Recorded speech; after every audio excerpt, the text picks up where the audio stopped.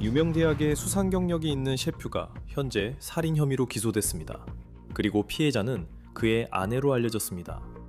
이 일이 벌어진 장소가 사건을 더 소름 끼치게 합니다. 그리고 우리는 경찰로부터 이번 살인 사건과 혼란스러운 체포 과정에 대한 주요 내용을 입수했습니다. 저희는 러앤크라임과 전해드리는 사건을 다룹니다. 저는 크리스 스튜어트입니다.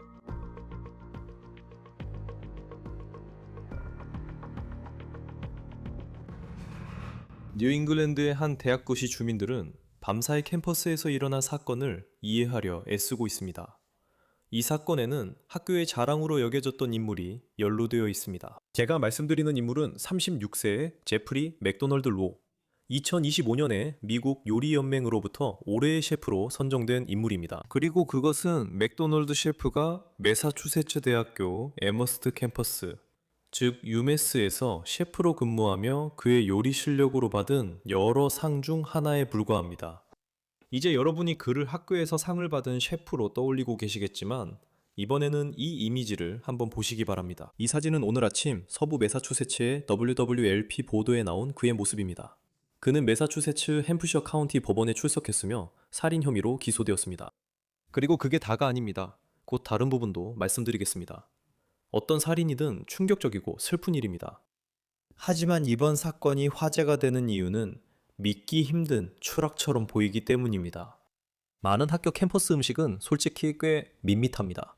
대량 생산되어 배고픈 학생들에게 제공되죠. 학교에서 먹었던 음식이 기억나지 않을 수도 있습니다. 하지만 유메스에서는 다릅니다. 유메스는 프린스턴 리뷰의 최고의 캠퍼스 음식 목록에서 9년 연속 1위로 선정되었습니다. 그래서 맥도널드 셰프에 대해 이야기할 때 그는 최고의 음식 품질로 유명한 학교의 주방에서 진짜 실력자였습니다. 그리고 아무도 그가 결국 살인 혐의로 법정에 서게 될 거라고는 예상하지 못했습니다. 이 이야기는 정말 충격적입니다. 아무리 말해도 부족하죠.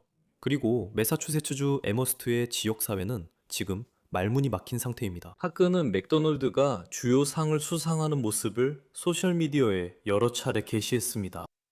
하지만 다시 말씀드리지만 그 이미지와 러앤크라임에서 입수한 경찰 보고서의 혐의 내용은 매우 다릅니다. 그리고 이 보고서는 이 사건이 어디에서 발생했는지, 이 살인 혐의가 어떻게 일어났는지, 그리고 용의자가 피해자를 어떻게 알게 되었는지에 대한 중요한 세부 사항들을 밝혀주고 있습니다. 그리고 경찰관들이 맥도널드를 체포하려고 했을 때 묘사한 혼란스러운 현장에 대해서도 언급하고 있습니다. 자, 이제 하나씩 살펴보겠습니다. 그리고 이 사건에 대해 아직 더 알아야 할 것이 많습니다. 수사는 아직 초기 단계에 있습니다. 잠시 후 은퇴한 형사 지휘관 윌 스빌라 씨와 이 수사 진행 방법에 대해 이야기하겠습니다. 그리고 일부 내용만 보면 이 사건이 명백한 사건처럼 보일 수 있지만 앞으로 이런 사건에서 꼭 그렇지 않을 수도 있다는 점에 대해 조금 이야기 나눴습니다. 하지만 그 이야기에 들어가기 전에 지금까지 우리가 알고 있는 모든 내용을 매사추세츠주 이스턴 햄프셔 지방법원에 제출된 형사 고소장에 근거해 말씀드리고자 합니다. 자, 이렇게 시작됩니다. 2026년 4월 22일 오후 7시 42분경 유메스 에머스트 경찰서 소속 경찰관들과 에머스트 소방서의 소방관, 구급대원들이 911 신고 전화를 받고 매사추세츠주 에머스트 센터웨이 1번지 호텔 유메스 413호로 출동했습니다. 신고 내용은 해당 장소에서 긴급 상황이 발생하고 있다는 것이었습니다. 상황을 고려하여 인근 도시인 헤들리 경찰서 소속 경찰관들도 지원을 위해 현장에 출동했습니다. 자, 우리가 이미 알고 있는 것은 무엇일까요? 이 사건의 피고인은 유메스 에머스트에서 명성 있는 셰프였습니다. 그리고 피해자는 보스턴 글로브를 포함한 여러 언론에서 널리 보도된 바와 같이 그의 아내였습니다. 그녀 역시 같은 학교의 직원이었습니다. 그리고 경찰 보고서에 따르면 이 사건은 실제 캠퍼스 내에 있는 호텔에서 발생했습니다. 이 호텔은 아마 졸업식 주말에 부모님이 머무르시거나 미니트맨이 미식축구나 농구 경기가 있을 때 팬들이 머무르는 그런 곳입니다. 주목할 점은 호텔 유메스가 학교에서 전적으로 운영된다는 것입니다. 외부 회사와는 전혀 관련이 없습니다. 이제 더 이야기하기 전에 이 사건에서 우리가 가지고 있는 몇 가지 핵심 질문들을 말씀드리고 싶습니다. 왜냐하면 그 방이 누구 이름으로 등록되어 있었는지, 누가 911에 전화를 했는지 즉시 알 수 없기 때문입니다. 이 세부 사항들은 수사 진행에 따라 중요해질 수 있습니다. 그리고 보고서에 따르면 상황을 고려해 다른 경찰서가 출동했다는 점도 언급할 가치가 있습니다. 그래서 더욱 궁금해집니다. 경찰관들이 밤새 이 호텔에 출동하며 어떤 얘기를 들었을까요? 그럼 이 경찰 보고서를 계속 살펴보겠습니다. 경찰관들이 도착하자 그들과 남성 제프리 C. 맥도날드 사이에 격렬한 몸싸움이 벌어졌다고 보고서는 말합니다.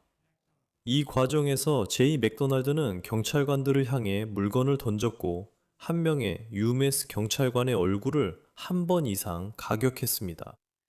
이 경찰 보고서에 따르면 이것은 전혀 일반적인 신고가 아닙니다. 경찰관들이 이 고급 캠퍼스 셰프와 격렬하게 몸싸움을 벌였고 그 과정에서 그는 경찰관들에게 물건을 던졌으며 심지어 한 경찰관의 얼굴을 한 번 이상 가격했다고 합니다. 하지만 그것이 전부가 아니었습니다. 최초 대응 인력은 더 어둡고 비극적인 것을 발견했습니다. 413호에 들어가자 경찰관들은 심각한 부상을 입은 채 숨져 있는 여성 한 명을 발견했습니다. 여성의 부상이 심각한 점을 고려할 때 수사관들은 그녀의 부상이 폭력적인 공격에서 비롯된 것임이 분명하다고 판단했습니다. 고소장에 따르면 경찰은 같은 호텔방에서 숨진 여성이 입은 부상의 근거에 폭력적인 공격을 당한 것으로 보고 있습니다. 이런 상황에서 경찰이라면 방금 맥도날드와 폭력적인 충돌이 있었다고 가정할 때 분명히 413호실에서 뭔가 폭력적인 일이 일어났다고 추론할 수밖에 없습니다. 하지만 이야기가 더욱 충격적으로 전개되는 부분이 바로 여기입니다. 제이 맥도날드는 체포되어 유메스 에머스트 경찰서로 이송되었습니다. 미란다 원칙을 고지받은 후 제이 맥도날드는 수사관들과 대화를 나눴고 그 과정에서 자신이 의도적으로 그의 힙하게 폭행했다고 인정했습니다. 그리고 다시 보스턴 글로브 등 언론이 보도했습니다. 그는 자신의 아내를 손과 발, 그리고 다양한 둔기들을 사용해 죽음에 이르게 했습니다. 그리고 그렇게 해서 그녀를 죽이려는 의도가 있었다는 것입니다. 이제 형사 고소장에는 한 단어가 삭제됐지만 보스턴 글로브와 매스라이브 등 지역 보도에 따르면 피해자는 그의 아내였다고 합니다. 그리고 경찰에 따르면 그는 자신의 손, 발, 그리고 다양한 둔기들을 사용해 그녀를 고의로 때려 죽였다고 자백했습니다. 이제 수사적인 관점에서 이 상황을 보면 그가 자신의 권리가 고지된 후에 했다고 알려진 그 진술은 검찰이 사건을 입증하는 데 있어서 매우 중요한 역할을 하게 될 것입니다. 그리고 처음 봤을 때 피해자가 그의 아내였다는 점을 알게 되면 이것이 격정범죄였는지 궁금해질 수도 있습니다. 하지만 아직 동기는 밝혀지지 않았고 아무것도 공개되지 않았습니다. 경찰이 밝히지 않았지만 보스턴 글로브를 비롯한 지역 언론에서는 피해자 이름이 보도되고 있습니다. 피해자는 31세의 엠마 맥도널드로 확인되고 있습니다.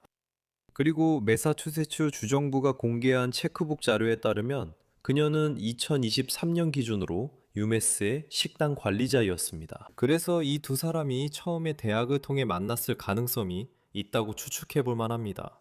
하지만 경찰 보고서는 제프리 맥도널드가 1급 살인 혐의와 경찰관에 대한 폭행 및 구타 혐의로 기소되었다고 결론짓고 있습니다. 그는 보석 없이 구금 명령을 받았습니다. 시간이 흘러 4월 23일 목요일, 맥도널드는 이스턴 햄프셔 지방법원 법정 안에서 그의 기소인부 절차를 위해 손이 뒤로 수갑이 채워진 채로 목격됩니다. 짧은 심리 동안 맥도널드는 자신의 혐의에 대해 무죄를 주장했고 소명 심리 전까지 보석이 허가되지 않았습니다. 그 심리는 5월 22일로 예정되어 있습니다. 이제 이 수사가 어떻게 진행될지 논의하기 전에 캠퍼스 커뮤니티와 에머스트 지역 사회가 최근 24시간 동안 일어난 일들에 대해 어떻게 느끼고 있을지 궁금합니다. 여기 하비에르 레에스 유메스 에머스트 총장이 공식 성명에서 어떻게 대응하고 있는지 일부를 인용해 말씀드리겠습니다. 그는 이 소식이 우리 캠퍼스에 매우 가슴 아프고 깊이 불안하게 만드는 소식임을 인정하고 싶다고 밝혔습니다. 우리의 마음은 영향을 받은 분들, 그리고 사건 관련자들의 가족, 친구, 동료들과 함께하고 있습니다. 또한 완전한 정보가 부족하다는 점이 많은 분들에게 추가적인 고통을 줄 수 있다는 것도 알고 있습니다. 하지만 이는 현재 진행 중인 수사의 신뢰성을 지키기 위해 필요한 조치입니다. 이 시기에 도움이 필요하신 분들을 위해 지원 자원이 마련되어 있다는 점을 알아주시기 바랍니다. 여러분께서 서로에게 관심을 갖고 배려하며 필요하다면 지원을 요청하시길 권장합니다. 가능할 때마다 계속해서 소식을 전해드리겠습니다. 이 사건에 대해 시카고 경찰국 은퇴 형사 지휘관 윌 스빌라르 씨와 이야기 나누겠습니다. 감사합니다. 경찰 보고서를 읽어보면 제프리 맥도날드가 경찰의 설명에 따르면 자신의 아내의 생명을 잔혹하게 빼앗았다고 합니다. 현장에 도착한 경찰관들에게도 그는 달려들어 한 명의 얼굴을 주먹으로 때리고 물건을 던지는 등 폭력을 행사한 것으로 보입니다. 그리고 이런 모습을 캠퍼스 내 식당의 수상 경력 있는 셰프로 알려진 이 남성에 대한 대중의 인식과 비교해보면 참 대조적입니다. 겉보기엔 말이 안 됩니다. 지금까지 가장 인상 깊었던 점은 무엇인가요? 이런 가정 내 문제와 그 안의 폭력성과 공격성의 정도를 생각해 보면 몇 가지가 떠오릅니다. 첫째로 말씀드릴 수 있는 건 가정 내 문제만큼 쉽게 격해지는 상황은 없다는 겁니다. 왜냐하면 곰곰이 생각해 보면 누가 있겠습니까? 여러분이 사랑하거나 정말로 아끼는 사람만큼 여러분에게 더 큰 열정과 분노를 불러일으키는 사람은 없습니다. 그리고 그건 정말 빨리 심각하게 나빠질 수 있습니다. 둘째로, 만약 이런 행동이 그의 평소 모습과 다르다면 약물이나 알코올 같은 물질의 영향이 있는지 생각해 봐야 합니다. 그도 같은 과정을 겪고 있고 어떻게 해야 할지 모르겠지만 방 안에는 두 사람이 있습니다. 그들 중 한 명은 죽었고 호텔의 감시 영상이 그것을 보여줄 수 있을 겁니다.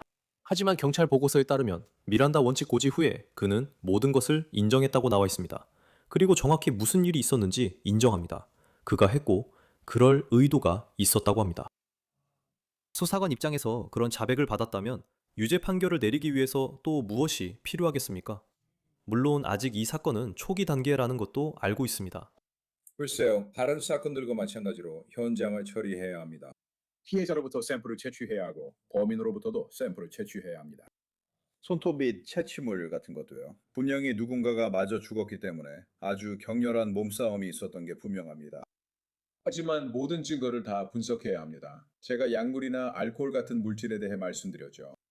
변호사는 진술이 강요됐거나 약물, 알코올 영향으로 자발적이지 않다고 주장할 수 있습니다. 따라서 사건의 나머지도 모두 조사해야 하며 물리적 증거가 매우 중요합니다. 또한 그때 그의 몸에 무엇이 있었는지, 왜 이런 일이 발생했는지, 그들의 삶에 어떤 일이 있었는지도 모릅니다. 제 말은 적어도 겉으로 보기에는, 그리고 우리가 지금 그녀에 대해서는 잘 모르지만 적어도 그에게는 잘 되고 있는 것들이 많았던 것처럼 보입니다. 하지만 여기서 더 충격적인 부분이 있는데요. 그가 아내를 때릴 때 손과 발을 사용했다고 하고 방 안에 있던 물건들도 사용했다고 합니다. 경찰이 밝힌 바에 따르면 정말로 잔혹하고 끔찍한 죽음이었던 것 같습니다. 그게 무엇인가요? 사망 방식이 이 사건을 조사하고 무슨 일이 있었는지 파악하는데 어떤 영향을 미치나요? 그러니까 기소 과정에서 폭력성과 사실에 대해 이야기하게 될 텐데요. 우리가 둔섬상으로 인한 사망을 볼 때 때로는 교통사고를 떠올리기도 하죠. 하지만 교통사고는 매우 치명적이고 파괴적인 사건이 한 번에 일어나서 사람이 사망하는 경우죠. 아니면 신체 일부나 머리 같은 곳이 심하게 손상되는 경우도 있습니다.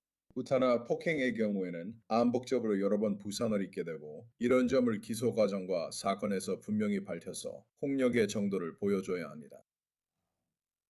교통사고나 건물 추락은 각각 한 가지 경우지만 구타로 인한 사망은 완전히 다르며 모습도 전혀 다릅니다. 그 일이 어떻게 일어났는지 밝히는 것이 중요합니다. 왜냐면 그 다음 중요한 부분은 경찰이 도착했을 때입니다. 매사추세츠대 경찰과 근처 마을인 헤들리 경찰이 도착합니다.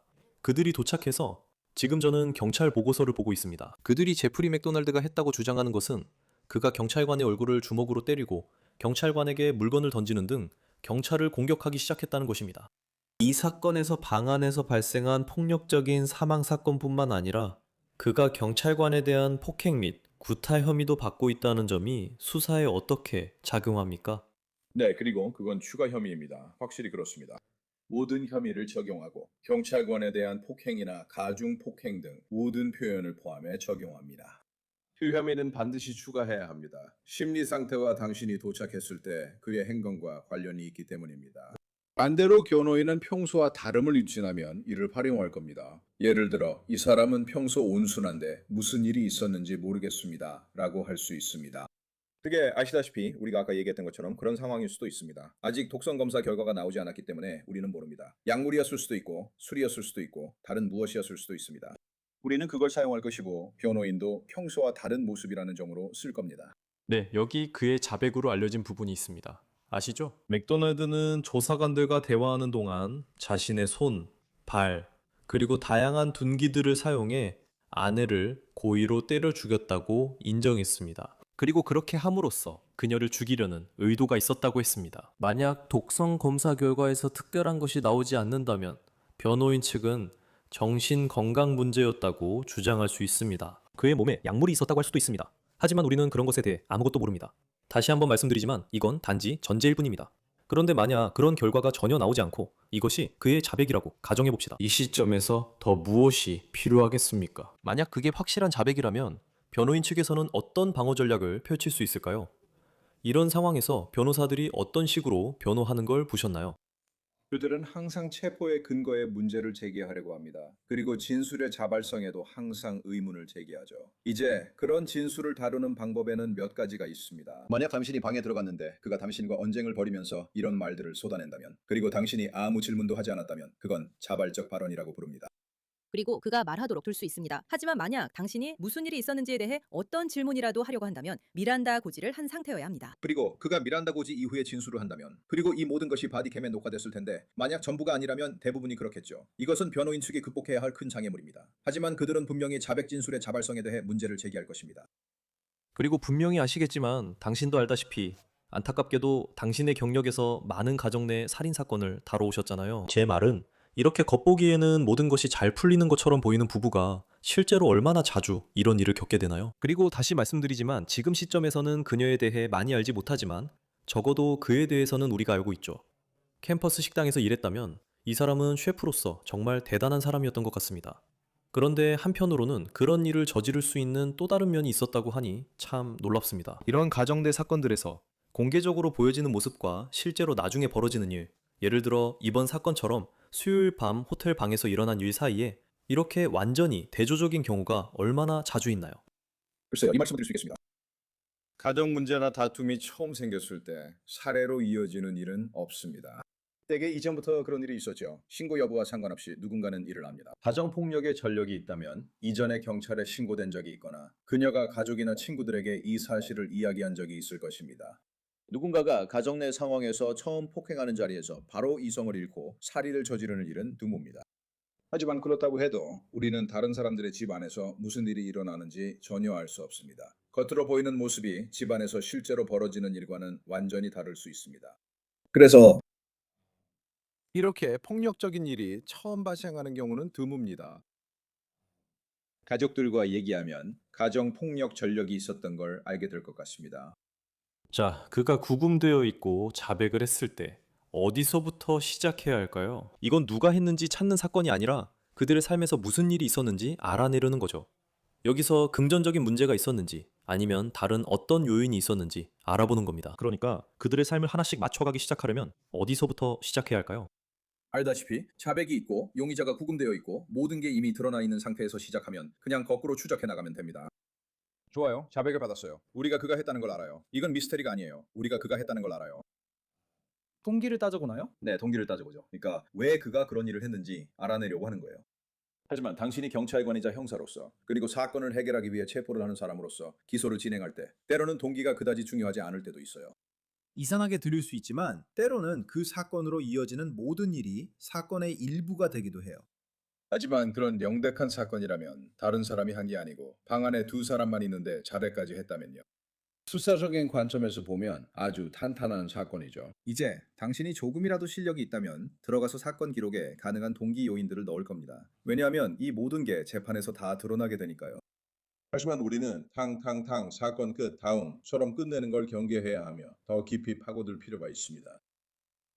그 사람의 정신 건강 상태가 어떤지는 모르겠지만 때로는 누군가가 일반적인 의미에서 말하자면 우울증이 있거나 불안증이 있거나 아니면 어떤 정신 건강 문제로 진단을 받은 경우가 있을 수 있습니다. 하지만 그 다음에는 변호 전략을 생각하게 되죠. 예를 들어 심신상실 항변이나 격정에 의한 방어 같은 것들이 있습니다. 그런 방어 전략들이 실제로 적용되는 경우를 볼 수 있습니다. 정신 건강 부분이 어떻게 작용하는지, 그리고 그가 방 안에 있던 유일한 다른 사람이었다는 점, 만약 이 자백이 받아들여진다면 그런 점들도 함께 고려해야 합니다. 그런 부분들이 이런 사건에서 당신 같은 사람이 수사하는 과정에 일부 변호사들이 어떻게든 허점을 찾으려고 할 때 어떻게 작용하나요? 이 사건에서는 수사 허점을 찾기 어렵습니다. 그들이 해야 할 일은 그리고 명백히 입증 책임은 검찰에 있어서 합리적인 의심의 여지 없이 이 사람이 살인을 저질렀다는 것을 증명해야 합니다. 변호인 측이 시도해야 하는 것은 참작할 만한 사정들을 제시하는 것입니다. 다시 말해서 어떻게 하면 이것을 1급 살인에서 갑작스럽고 격렬한 감정에 의한 2급 살인으로 낮출 수 있을지, 아니면 심신상실 항견이나 일시적 심신상실 항견을 사용해서 형량을 줄일 수 있을지 고민하는 것입니다. 그렇다고 해서 변명이 되는 것은 아닙니다. 알겠습니다. 제 말은 완전히 미친 건 아니죠. 직업도 있고 주방을 이끌고 있으니까요. 당신은 셰프잖아요. 하지만 갑작스럽고 격렬한 감정, 그들이 시도하려는 것은 1급 살인 혐의를 완화시키는 겁니다. 그래서 그들이 하려는 게 바로 그거예요. 그들은 정신질환 등으로 가지 않을 겁니다. 저도 그게 흔하고 고려할 점임은 알지만 그런 행동이 정당화되진 않아요. 그래서 변호인 측은 그가 이미 기소되었거나 앞으로 기소될 1급 살인이라는 극악무도한 혐의를 완화하려고 할 겁니다. 그리고 저도 살인에 비할 순 없어도 경찰관 폭행도 심각한 범죄라는 걸 압니다. 하지만 그가 호텔 방에서 저지른 일들을 생각하면요. 그게 어떻게 작용하나요? 예를 들어 그가 살인 혐의로 종신형을 받게 된다면 여기에 폭행 및 구타 혐의가 추가될 때 사건 진행에 어떤 영향을 미치나요? 왜냐하면 분명히 바디캠 영상이 있었을 거고 호텔 감시 카메라도 있을 겁니다. 그리고 경찰관의 진술도 있을 테니까요. 경찰의 말에 따르면 누군가 얼굴을 주먹으로 맞았다고 합니다. 그 부분이 이 사건 진행에 어떤 영향을 주는지 궁금합니다. 그가 살인 혐의로 유죄 판결을 받고 경찰 문서에 자백했다고 되어 있는데 이게 사건에 어떻게 작용하나요? 그러니까 그 부분이 단순히 형량에 몇 년을 더할 수 있는 또 다른 혐의라는 것 외에 실제로 어떤 의미가 있는 건가요? 그럼 질문을 바꿔서 그가 무죄라면 어떻게 되나요? 그리고 이제는 가중폭행 등 보조 혐의는 적용하지 않습니다. 그는 그냥 문을 나가게 됩니다. 이제 그게 어떤 결과를 가져올지는 저도 몰라요. 3년에서 5년의 징역형이 나올 수도 있고 경찰에게 불리하게 작용할 수도 있죠. 하지만 만약 그가 살인 혐의를 벗는다면 어떻게 될까요? 비슷한 사건에서 그들이 살인 혐의를 벗거나 치사 혐의로 낮춰진다면 어떻게 될까요? 이런 경우를 대비해 다른 혐의도 추가해 형량을 높여야 합니다. 당신도 눈에 띄는 점이 있나요? 저는 그들이 이 캠퍼스 호텔에 있다는 게 좀 이상했어요. 보통 이런 호텔은 졸업식 주말에 부모님들이나 유메스 농구, 미식축구 팬들이 머무는 곳이라고 생각하거든요. 하지만 그게 그들이 여기서 일하거나 아니면 그가 학교에서 일한다는 거죠. 그들은 울버햄에 살고 있는데 제 생각에는 거기가 한 20분 정도 떨어진 곳인 것 같아요. 그날은 수요일 밤이었어요. 그래서 제 질문은 왜 이 부부가 수요일 밤에 이 호텔에 머무르냐는 것이었습니다. 크리스, 정말 좋은 질문이야. 또 하나, 그 호텔 방은 누구의 방이었을까? 누가 그 방을 빌렸지? 이게 혹시 다시 말하지만 나는 피해자를 비난하고 싶지 않아. 이게 실제로 있었던 일이라고는 말 못하지만 혹시 그가 들어오거나 그녀가 들어와서 있어선 안 될 상황에 있는 걸 발견하는 경우일지도 몰라. 그 호텔 방은 누구 건데? 수요일 밤엔 누가 빌렸어? 그래, 그게 뭐야? 알지, 이것도 일의 일부야. 경찰도 아직 아시다시피 이 경찰 보고서는 아주 직설적이야. 내 말은 이 보고서에는 그가 아내를 어떻게 살해했다고 알려진 부분이나 그 후에 경찰관들에게 어떻게 했다는 등 정말 충격적인 내용들이 분명히 담겨 있어. 여기선 상황에 대해 많이 듣지 못했어. 이 호텔 방에서 911 신고가 있었다는 것만 알아. 문제는 누가 전화를 했냐는 거야. 특히 4층에 있었다면 누가 있을까? 로비처럼 아래에 컨시어지가 있어서 들을 수 있는 것도 아니고 누가 911에 전화를 해서 경찰관들이 오게 했는지가 궁금해. 그리고 단순히 몇 명의 경찰관만 온 게 아니라 유메스 경찰도 있었어. 여러 기관 이 사건에 대응했어. 그것도 큰 의문인 것 같아. 내가 과연 보도자료 중 하나에서 읽었는데 그들이 소란 신고가 아니라 살인사건 신고에 대응했다고 하더라고. 소란 신고가 아니라 살인사건 신고에 대응한 거야. 그래서 만약 정말로 그렇게 신고가 접수된 거라면, 우리가 이건 모르지만 정말로 그렇게 신고가 접수된 거라면 누군가 뭔가를 알고 있었던 거야. 어쩌면 그가 전화를 했을 수도 있지. 맞아. 그리고 내 생각에 이게 또 뭐였냐면 그들이 캠퍼스에 경보를 보냈다는 내용의 지역 뉴스 기사를 본 적이 있어. 그러니까 이건 뭔가 캠퍼스에 경보를 보냈던 일이기도 했어. 그러니까 이건 단순히 바에서 누군가 술을 너무 많이 마셔서 갑자기 경찰 몇 명 불러서 내보내자 이런 상황이 아니었어. 처음부터 이건 꽤 심각한 일이었던 것 같아. 경찰 보고서를 작성할 때 어떤 것들을 포함하게 돼? 그리고 어떤 면에서는 지금 이 시점에서 대중에게 얼마나 많은 정보를 공개할 것인가 하는 문제이기도 하지. 하지만 어떤 내용을 넣을지 결정할 때 지금 우리가 알고 있는 핵심적인 내용만 간단히 적을지 아니면 911에 신고한 사람이 누구인지까지 자세히 밝힐지에 대한 고민이 있잖아. 이게 우리가 현장에 도착했을 때 본 것에 대한 더 자세한 내용이야. 그게 바로 그렇게 작동하는 거야. 시카고에서 우리가 어떻게 했는지 우리 방식은 이랬어. 첫 출동 경찰관이 사건 보고서를 작성해. 누가, 무엇을, 언제, 어디서, 왜. 그 이상은 별로 없어. 교사들이 들어와서 그들의 전체 조사를 보충 보고서에 작성하게 돼. 이제 체포 보고서와 사건 보고서의 차이점은 사건 보고서는 이야기를 들려주는 거야. 체포 보고서에서는 네가 그 체포 보고서에 적는 혐의를 뒷받침한 증거만 제시하면 돼. 이 날과 날짜에 아무개가 살인을 저질렀다고 자백하거나 자신이 한 행동, 폭행 등을 인정한 후에 체포되었다. 그래서 그게 바로 체포 보고서에 적는 거야. 체포를 뒷받침할 상당한 이유, 그리고 체포 보고서에 적은 혐의를 뒷받침할 내용을 적는 거지. 최초 대응자가 작성한 사건 보고서에는 누가, 무엇을, 어디서, 언제, 왜 했는지가 포함되어야 해. 네가 아는 거 전부 적어. 형사 들어오면 거기서 다 쓰는 거야. 그리고 우리는 무슨 일이 일어나는지 지켜볼 거야. 내 말은 정말 슬픈 사건이야. 내 말은 알다시피 분명히 요리계에서 명성을 잃는 일이지만 한 여성이 끔찍한 방식으로 목숨을 잃었잖아. 그리고 곧 몇 가지 세부 사항이 공개될 거야. 우리는 그가 매사추세츠 햄프셔 카운티 법원에 출두한 직후 이 녹음을 하고 있어. 윌 스빌라, 시카고 경찰국 퇴직 형사 지휘관입니다. 러앤드크라임에 모시게 되어 늘 반갑습니다. 함께 해주셔서 감사합니다. 초대해 주셔서 감사합니다, 크리스. 러앤크라임이 전해드린 온더 케이스는 여기까지입니다. 유튜브, 스포티파이 구독 부탁드리며 피콕에서도 스트리밍합니다. 저는 크리스 스튜어트였습니다. 다음에 뵙겠습니다.